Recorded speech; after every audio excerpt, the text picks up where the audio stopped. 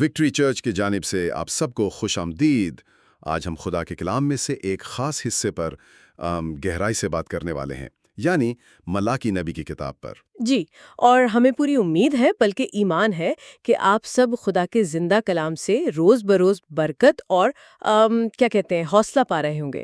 آج کی ہماری گفتگو خاص طور پر ملاکی کے دوسرے باب پر مرکوز رہے گی، اس کی پہلی 9 آیات، اور یہ آیات ہمیں سکھاتی ہیں کہ ہم خدا کے وفادار خادم کیسے بن سکتے ہیں، جو میرے خیال میں ہر مسیحی کے لیے ایک بہت اہم سوال ہے۔ بالکل، اور شاید شروع میں تھوڑا سا پس منظر بتا دینا اچھا رہے گا کہ یہ باتیں کب لکھی گئیں۔ تو یہ وہ وقت تھا جب بنی اسرائیل یعنی خدا کے لوگ بابل کے لمبی اسیری کاٹ کر واپس تو آ گئے تھے، خدا کا گھر یعنی ہیکل وہ بھی دوبارہ بن گیا تھا، یروشلم شہر کی دیواریں بھی کھڑی ہو گئی تھیں، لیکن جو روحانی حالت تھی وہ کچھ ٹھیک نہیں تھی، کمزور تھی۔ ہاں بالکل، اور اس کی ایک بڑی وجہ جو ملاکی نبی بتاتے ہیں وہ اس وقت کے مذہبی رہنما یعنی کاہن تھے، ان کا اپنا رویہ تھا۔ بالکل درست، وہ اپنی ذمہ داریاں یوں سمجھیں کہ سنجیدگی سے نہیں لے رہے تھے، اسی لیے خدا ملاکی نبی کے ذریعے انہیں تنبیہ کر رہا ہے، خاص طور پر اس بات پر کہ وہ خدا کے نام کی ویسی عزت نہیں کر رہے تھے جیسی کرنی چاہیے تھی، اور نہ ہی وہ اس کے کلام کے ساتھ وفادار تھے۔ لیکن دلچسپ بات یہ ہے کہ خدا کی اس تنبیہ میں ہی اگر ہم غور سے دیکھیں تو وفادار خدمت کے اصول چھپے ہوئے ہیں۔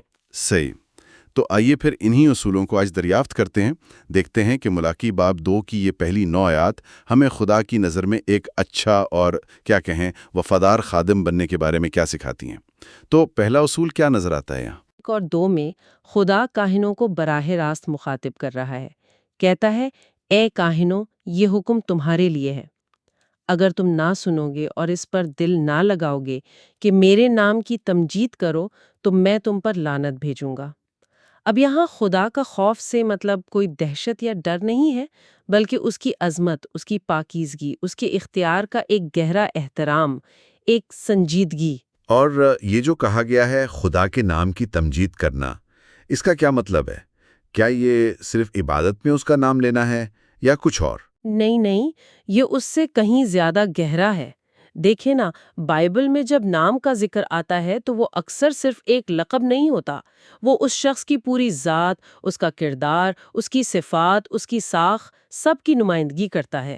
تو خدا کے نام کی تمجید کرنے کا مطلب تھا کہ کاہن اپنی تعلیم سے، اپنی عبادت سے، اپنی قربانیوں سے، اپنی پوری زندگی سے خدا کی عظمت اور پاکیزگی کو ظاہر کریں۔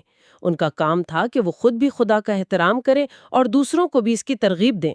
لیکن وہ ایسا نہیں کر رہے تھے، اصل مسئلہ یہی تھا۔ جی بالکل، اسی لیے خدا انہیں تنبیہ کر رہا ہے۔ آپ نے ذکر کیا کہ خدا نے کہا میں تم پر لعنت بھیجوں گا اور تمہاری برکتوں کو لعنتوں میں بدل دوں گا۔ یہ تو سننے میں بہت سخت بات لگتی ہے۔ بظاہر سخت ضرور ہے، لیکن ہمیں سمجھنا چاہیے کہ خدا کا مقصد تباہی نہیں، اصلاح تھا۔ وہ باپ کی طرح انہیں ان کے برے انجام سے خبردار کر رہا تھا تاکہ وہ پلٹ آئیں، توبہ کریں، اور وہ انہیں یاد بھی دلا رہا ہے اس خاص عہد کا جو اس نے ان کے جد امجد لیوی کے ساتھ باندھا تھا۔ اچھا، وہ خروج کی کتاب والا واقعہ؟ جی بالکل، یاد ہے جب بنی اسرائیل نے نیچے وہ سونے کے بچڑے کی پوجا شروع کر دی تھی؟ ہاں، اس وقت لاوی قبیلے نے بڑی بہادری سے، بڑی غیرت سے خدا کا ساتھ دیا تھا، اسی لیے خدا نے انہیں کہانت کی یہ خاص خدمت سونپی تھی۔ یہ کوئی معمولی بات نہیں تھی، ایک بڑا اعزاز تھا، ایک مقدس ذمہ داری تھی۔ لیکن ملاکی کے زمانے کے کاہن اس عہد کو، اس ذمہ داری کو بھول چکے تھے یا شاید جان بوجھ کر نظر انداز کر رہے تھے۔ آیت 8 میں ایسا ہی لگتا ہے۔ جی بالکل۔ تو یہ اصول آج ہمارے لیے کیسے متعلقہ ہے؟ ہم تو پرانے عہد نامے کے کاہن نہیں ہیں۔ یہ بہت اچھا سوال ہے۔ دیکھیں، نیا عہد نامہ ہمیں بتاتا ہے کہ یسوع مسیح پر ایمان لانے سے ہم سب یعنی ہر ایماندار ایک شاہی کاہنوں کا فرقہ اور مقدس قوم بن گئے ہیں۔ یہ پطرس کے پہلے خط میں لکھا ہے۔ اچھا، اس لیے خدا کا احترام کرنا، اس کے نام کی عزت کرنا، یہ آج بھی اتنا ہی اہم ہے جتنا اس وقت تھا۔ اگر ہم اپنی مسیحی زندگی اور خدمت کو ہلکا جانیں گے، غیر سنجیدگی سے لیں گے، تو ہمیں بھی خدا کی طرف سے اصلاح یا تعدیب کا سامنا کرنا پڑ سکتا ہے۔ اور نئے عہد نامے میں بھی اس کی مثالیں ملتی ہیں، جیسے وہ حنانیہ اور سفیرہ کا واقعہ تھا اعمال کی کتاب میں، یا کورنت کی کلیسیا کو خداوند کی میز کی بے حرمتی پر تنبیہ کی گئی تھی۔ صحیح۔ تو جب خدا کہتا ہے کہ وہ ان کی برکتوں کو لعنتوں میں بدل دے گا، تو اس کا عملی مطلب کیا تھا؟ مطلب ان نافرمان کاہنوں کو کن نتائج کا سامنا کرنا پڑا ہوگا؟ کتاب مقدس خود کچھ نتائج کی طرف اشارہ کرتی ہے۔ پہلا تو یہ کہ ان کی خدمت بے اثر ہو جائے گی۔ مطلب جو دعائیں وہ لوگوں کے لیے کرتے، جو برکتیں وہ دیتے، وہ صرف الفاظ رہ جاتے، کھوکھلے۔ کیوں؟ کیونکہ ان کے پیچھے خدا کی قدرت نہ ہوتی۔ ان کی غلط تعلیمات لوگوں کو خدا سے اور دور لے جاتی، جیسا آیت 8 میں بھی لکھا ہے کہ تم نے بہتوں کو شریعت کی بابت ٹھوکر کھلائیں۔ ہاں، یہ تو بالکل ان فریسیوں جیسا حال ہے جنہیں یسوع نے تنبیہ کی تھی کہ وہ خود تو خدا کی بادشاہی میں داخل نہیں ہوتے اور دوسروں کو بھی روکتے ہیں۔ بالکل وہی بات ہے۔ دوسرا نتیجہ ان کی آئندہ نسلوں پر اثر انداز ہونا تھا۔ آیت 3 میں اس کا اشارہ ملتا ہے۔ اب یہ ضروری نہیں کہ خدا براہ راست بچوں کو سزا دے رہا تھا، کیونکہ حزقیل نبی نے بعد میں واضح کیا کہ ہر کوئی اپنے گناہوں کا خود ذمہ دار ہے، لیکن والدین کی نافرمانی اور ان کا برا نمونہ ظاہر اکثر اولاد کی زندگی پر بہت منفی اثر ڈالتا ہے۔ ہم پرانے عہد نامے میں ایلی کاہن اور اس کے بیٹوں حفنی اور فنہاس کی مثال دیکھتے ہیں، جن کی بدکاری کی وجہ سے ان کا پورا گھرانہ خدا کی نظر سے گر گیا۔ جی ہاں، وہ تو بڑی دکھ بھری کہانی ہے۔ تیسرا نتیجہ ان کے وسائل میں کمی آ سکتی تھی۔ آیت 3 میں اولاد کے لیے جو عبرانی لفظ زرع استعمال ہوا ہے، اس کا ایک مطلب بیج یا فصل بھی ہے، اور خدا نے پہلے بھی استثناء کی کتاب میں خبردار کیا تھا کہ اگر لوگ نافرمانی کریں گے تو زمین کی پیداوار پر لعنت ہوگی، فصلیں خراب ہوں گی۔ اچھا، چونکہ کاہنوں کا گزر بسر زیادہ تر لوگوں کی طرف سے لائی گئی داہیکیوں اور نذرانوں پر تھا، تو فصلوں کی کمی کا سیدھا مطلب ان کے لیے مالی مشکلات تھا۔ یہ بات تو سمجھ آتی ہے۔ اور چوتھا نتیجہ تھا عوامی رسوائی اور خدمت سے موزولی۔ خدا نے کہا کہ وہ قربانی کے جانوروں کی غلاظت ان کے منہوں پر ملے گا۔ ملاکی 2:4 یہ ایک انتہائی، آپ کہہ لیں، تذلیل امیز تصویر ہے جو ان کے ناپاک ٹھہرائے جانے اور خدا کی حضوری سے ہیکل سے نکالے جانے کی علامت تھی۔ آیت 9 میں بھی یہی بات ہے کہ خدا انہیں سب لوگوں کے سامنے حقیر اور ذلیل کرے گا۔ اور افسوس کی بات ہے کہ آج بھی ہم کبھی کبھی دیکھتے ہیں جب روحانی رہنما اپنے گناہ کی وجہ سے اپنی خدمت اور عزت دونوں کھو بیٹھتے ہیں۔ یہ باتیں واقعی بہت سنجیدہ ہیں اور ہمیں یاد دلاتی ہیں کہ خدا کی خدمت کتنی بڑی ذمہ داری ہے۔ یہ صرف کوئی عہدہ یا ٹائٹل نہیں ہے، بلکہ خدا کے سامنے ایک جواب دہی ہے۔ ہمیں واقعی اپنے رہنماؤں کے لیے دعا کرنی چاہیے کہ وہ وفادار رہیں اور ان خطرات سے محفوظ رہیں۔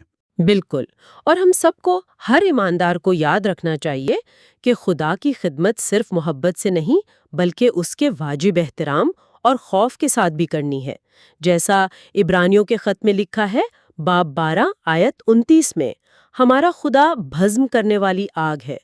یہ خوف ہمیں لاپرواہی سے بچاتا ہے اور پاکیزگی میں بڑھنے میں مدد دیتا ہے۔ تو پہلا اصول ہوا خدا کا خوف یا احترام۔ اب دوسرے اصول کی طرف آتے ہیں جو ان آیات میں خاص طور پر آیت 5 سے 7 تک نظر آتا ہے۔ یہ کیا ہے؟ دوسرا اہم اصول ہے خدا کے کلام پر مرکوز رہنا۔ یہاں خدا ایک مثالی کاہن کی تصویر پیش کرتا ہے جسے وہ لاوی کہہ کر پکارتا ہے، یعنی وہ وفادار کاہن جو شروع میں لاوی قبیلے سے ہوئے تھے۔ خدا اس کے بارے میں کہتا ہے کہ اس کے ساتھ میرا عہد زندگی اور سلامتی کا تھا، اور اس نے میرا خوف مانا اور میرے نام سے ڈرا۔ ملاکی 2:5۔ یہ دلچسپ ہے کہ خدا لاوی کو ایک مثال بنا رہا ہے، حالانکہ اگر ہم پیدائش کی کتاب دیکھیں تو خود لاوی کی اپنی زندگی میں بھی تو کچھ کمزوریاں تھیں۔ جی ہاں، آپ ٹھیک کہہ رہے ہیں۔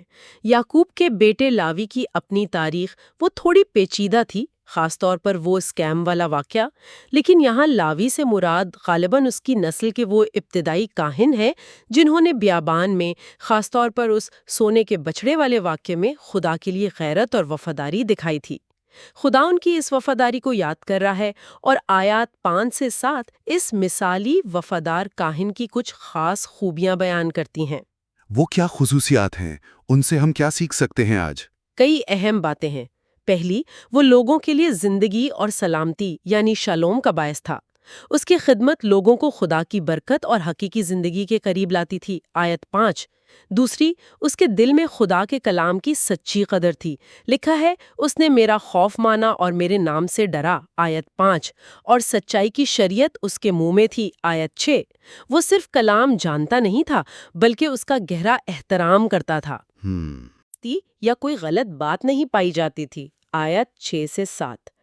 لوگ اس سے علم اور ہدایت حاصل کرنے آتے تھے۔ چوتھی، اس کا خدا کے ساتھ ایک ذاتی اور گہرا تعلق تھا۔ لکھا ہے وہ سلامتی اور راستی میں میرے حضور چلتا رہا، آیت 6۔ یہ صرف کوئی رسمی پیروی نہیں تھی بلکہ خدا کے ساتھ ایک قریبی روزمرہ کی رفاقت تھی، جیسے ہینوک یا نوح خدا کے ساتھ چلتے تھے۔ واہ! پانچویں، اس کی زندگی اور تعلیم کا دوسروں پر مثبت اثر ہوتا تھا۔ اس نے بہتوں کو بدکرداری سے باز رکھا، آیت 6۔ اس کی اپنی راست بازی اتنی طاقتور تھی کہ وہ دوسروں کو بھی گناہ سے پھیرنے کا سبب بنی۔ اور چھٹی بات، وہ سمجھتا تھا کہ وہ کون ہے، رب الافواج کا قاصد، آیت 7۔ قاصد یعنی پیغام پہنچانے والا۔ وہ جانتا تھا کہ وہ خدا کا نمائندہ ہے اور اسی کے پیغام کو پوری دیانتداری سے بغیر کسی کمی بیشی کے پہنچانا اس کی ذمہ داری ہے۔ یہ تو واقعی ایک بہت ہی متاثر کن تصویر ہے، ایک وفادار خادم کی۔ زندگی بخشنے والا، کلام کا قدردان، سچا استاد، خدا کا دوست، دوسروں پر نیک اثر ڈالنے والا اور خدا کا وفادار نمائندہ۔ یہ خصوصیات آج بھی ہر اس شخص کے لیے ایک بہترین نمونہ ہیں جو خدا کی خدمت کرنا چاہتا ہے، چاہے وہ پاسٹر ہو، استاد ہو یا کوئی عام ایماندار۔ یقیناً۔ اور آپ دیکھیں ان سب خصوصیات کی بنیاد کیا ہے؟ خدا کا کلام۔ اگر ہم کلام سے دور ہو جائیں، مطلب اس کا مطالعہ نہ کریں، اس پر غور نہ کریں، اس پر عمل نہ کریں اور اسے دوسروں تک نہ پہنچائیں، تو بہت ممکن ہے کہ ہم بھی انہی غلطیوں میں پڑ جائیں جن میں ملاکی کے زمانے کے کاہن پڑے تھے۔ ان کا بنیادی مسئلہ ہی یہی تھا کہ وہ خدا کی راہ سے یعنی اس کے کلام کی راہ سے ہٹ گئے تھے اور اپنی غلطیوں سے دوسروں کو بھی بھٹکا رہے تھے۔ ملاکی 2.8۔ یہ ہمیں تیسرے نقطے پر لاتا ہے۔ ایسا لگتا ہے کہ یہ آیات صرف اچھے اصول ہی نہیں بتاتی بلکہ کچھ عام ٹھوکروں یا آپ کہہ لیں خطرات سے بھی خبردار کرتی ہیں جن سے خدمت کرنے والوں کو بچنا چاہیے۔ وہ کیا ہیں؟ ان میں کچھ بہت واضح انتباہات ہیں۔ پہلی ٹھوکر جس سے بچنے کی سخت ضرورت ہے وہ ہے خدا کی خدمت کو بغیر دلی لگن کے ایک رسمی یا بے جان معمول سمجھ کر کرنا۔ خدا نے کاہنوں کو چیلنج کیا تھا کہ وہ اس کے نام کی عزت کو دل میں جگہ دیں، ملاکی 2.2۔ مطلب سنجیدگی سے لیں۔ لیکن ان کے لیے یہ سب کچھ ایک تھکا دینے والا بوجھ بن گیا تھا۔ یاد ہے ملاکی کے پہلے باب میں وہ کہہ رہے تھے، دیکھو یہ کیسی زحمت ہے، ملاکی 1.13۔ یہ بالکل اس پہلی سی محبت کو کھو دینے جیسا ہے جس کے بارے میں مکاشفہ کی کتاب میں افسس کی کلیسیا کو خبردار کیا گیا تھا۔ ہاں، یہ خطرہ تو بہت حقیقی ہے۔ خدمت کرتے کرتے یا اپنی روحانی زندگی میں بھی وہ ابتدائی جوش ٹھنڈا پڑ سکتا ہے۔ دوسری ٹھوکر کیا ہے؟ دوسری ٹھوکر ہے عبادت اور خدمت میں خود غرضی اور ملکیت کا رویہ اپنا لینا۔ یہ بڑا دلچسپ ہے کہ آیات 3 میں خدا کاہنوں کے تہواروں کو تمہارے تہوار کہتا ہے۔ اچھا، جی، شاید یہ طنزیہ انداز ہے کیونکہ وہ ان تہواروں کو خدا کی تعظیم کے لیے نہیں بلکہ اپنی رسموں کو پورا کرنے یا شاید اپنے ذاتی فائدے کے لیے استعمال کر رہے تھے۔ وہ اپنی مرضی اور اپنی سہولت کو خدا کے معیاروں پر ترجیح دے رہے تھے، جیسا ملاکی باب 1 میں وہ لنگڑے لولے جانوروں کی قربانی سے بھی ظاہر ہے۔ آج بھی یہ خطرہ موجود ہے کہ ہم کلیسیا کو یا اپنی خدمت کو میری خدمت سمجھنے لگیں اور اپنی پسند، اپنی روایات یا اپنی سہولت کو خدا کے کلام سے زیادہ اہمیت دینے لگیں۔ یعنی میرا چرچ، میری منسٹری، میرا طریقہ، یہ سوچ تو واقعی خطرناک ہو سکتی ہے۔ تیسری ٹھوکر؟ تیسری ٹھوکر ہے خدا کے کلام کو جاننا اور سکھانا تو ہے لیکن پہلے خود اس پر عمل نہ کرنا۔ سیدھے لفظوں میں منافقت۔ کاہنوں پر یہی الزام تھا کہ وہ خود تو راہ سے ہٹ گئے ہیں لیکن دوسروں کو ہدایت دے رہے ہیں۔ ملاکی 2.8-9۔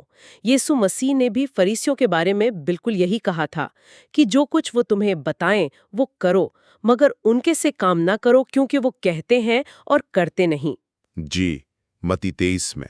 بالکل۔ اور انہوں نے یہ بھی سکھایا کہ پہلے اپنی آنکھ سے شہتیر نکالو، پھر دوسرے کی آنکھ کے تنکے کی فکر کرو۔ ہماری خدمت تبھی مؤثر اور قابل اعتبار ہوتی ہے جب ہماری اپنی زندگی اس پیغام کی عکاسی کرتی ہو جو ہم دوسروں کو پیش کرتے ہیں۔ یہ تو بہت ہی اہم نکتہ ہے۔ قول و فعل میں تضاد خدمت کی جڑیں کھوکھلی کر دیتا ہے۔ اور چوتھی کھوکر کیا تھی؟ چوتھی ٹھوکر تھی خدمت میں جانبداری یا طرفداری دکھانا۔ آیت 9 میں خدا کہتا ہے کہ کاہن شریعت کی تعلیم میں آدمیوں کی طرفداری کرتے تھے۔ اس کا مطلب ہو سکتا ہے کہ وہ امیروں اور طاقتور لوگوں کے حق میں فیصلے کرتے تھے یا انہیں خاص رعایت دیتے تھے، جبکہ غریبوں اور کمزوروں کو نظر انداز کر دیتے تھے، شاید ان سے سخت سلوک کرتے تھے۔ اور یہ مسئلہ صرف پرانے عہد نامے کا نہیں تھا۔ نئے عہد نامہ میں یعقوب رسول بھی کلیسیا کو اسی خطرے سے سختی سے آگاہ کرتے ہیں کہ امیروں کی خاطر غریبوں کی تخطیر نہ کی جائے، ان میں فرق نہ کیا جائے۔ جی ہاں، یعقوب باب 2 میں۔ بالکل، خدا کی نظر میں تو سب برابر ہے، اور اس کی کلیسیا کو دنیاوی معیاروں کے بجائے خدا کے انصاف اور رحم کے معیاروں پر چلنا چاہیے، جو خاص طور پر معاشرے کے کمزوروں، غریبوں، یتیموں اور بیواؤں کا خیال رکھنے پر زور دیتے ہیں۔ یہ چاروں ٹھوکریں، بے دلی سے خدمت کرنا، خود غرضی کا رویہ، منافقت اور جانبداری، افسوس کی بات ہے کہ آج بھی ہمارے لیے بہت بڑے خطرات ہیں۔ ہمیں واقعی ہوشیار رہنے کی ضرورت ہے تاکہ ہماری زندگی اور خدمت خدا کے لیے قابل قبول ٹھہرے۔ بالکل، اور یہ اصول جیسا میں نے پہلے کہا صرف مخصوص عہدیداروں یا لیڈروں کے لیے نہیں ہے، بلکہ ہر اس مسیحی کے لیے ہیں جو خدا کی خدمت کرنا چاہتا ہے، چاہے وہ کسی بھی حیثیت میں ہو۔ تو آج کی گفتگو کا خلاصہ اگر ہم کریں تو ملاکی باب 2 کی روشنی میں خدا کے وفادار خادم بننے کے لیے ہمیں 3 بنیادی باتوں پر خاص دھیان دینا ہے۔ اول، خدا کے گہرے احترام اور مقدس خوف کے ساتھ خدمت کرنا۔ دوم، اپنی زندگی اور اپنی خدمت کو پوری طرح خدا کے کلام پر مرکوز رکھنا، اسے بنیاد بنانا۔ اور سوم، ان عام ٹھوکروں سے بچنا جو ہماری خدمت کو بے اثر یا ناپاک کر سکتی ہیں، جیسے بے دلی، خود غرضی، منافقت اور جانبداری۔ جی ہاں، بالکل یہی بات ہے۔ اور جیسا کہ ہم نے پہلے بھی ذکر کیا، نئے عہد نامے کے مطابق تو ہم سب ایماندار ایک شاہی کہانت کا حصہ ہیں۔ ہم سب کو یہ بلاہٹ ملی ہے کہ اپنی زندگیوں سے خدا کے جلال کو ظاہر کریں اور اس دنیا میں اس کے نام کی صحیح نمائندگی کریں۔ یہ ایک بہت بڑا اعزاز بھی ہے اور ایک بہت سنجیدہ ذمہ داری بھی۔ جاتے جاتے ایک سوچ میرے ذہن میں آ رہی ہے جس پر شاید ہم سب کو غور کرنا چاہیے۔ ہم نے دیکھا کہ خدا نے لاوی کو ایک مثال کے طور پر پیش کیا، حالانکہ اس کے باپ یعقوب نے اس کے بارے میں کچھ سخت باتیں کہی تھی پیدائش 49 میں، لیکن لاوی کی نسل کی وفاداری نے اس ممکنہ لعنت کو کہانت کی برکت میں بدل دیا۔ تو کیا یہ ممکن ہے کہ ہماری زندگی کی ناکامیاں، ہماری ماضی کی غلطیاں یا ہماری کمزوریاں بھی جب ہم توبہ کر کے سچے دل سے خدا کی طرف پھرتے ہیں تو اس کے فضل اور اس کی قدرت سے نہ صرف معاف ہو سکتی ہیں بلکہ اس کے جلال اور دوسروں کی خدمت کے لیے استعمال بھی ہو سکتی ہیں؟ یہ ایک بہت خوبصورت اور بہت ہی پر امید سوچ ہے، اور یقیناً خدا کا فضل ہماری ہر ناکامی سے، ہر کمزوری سے کہیں بڑا ہے۔ ہم امید کرتے ہیں کہ آج کی اس گفتگو نے آپ سب کو سوچنے کا کچھ مواد فراہم کیا ہے اور آپ کو اپنی زندگی اور اپنی خدمت میں خدا کے وفادار رہنے کی ایک نئی تحریک ملی ہے۔ وکٹری چرچ کے چینل کو سبسکرائب کرنا نہ بھولیں، اور اگر آپ کو اس پیغام سے برکت ملی ہے تو اسے دوسروں کے ساتھ بھی ضرور شیئر کریں تاکہ خدا کا کلام زیادہ سے زیادہ لوگوں تک پہنچ سکے۔ خدا آپ سب کو بڑی برکت دے۔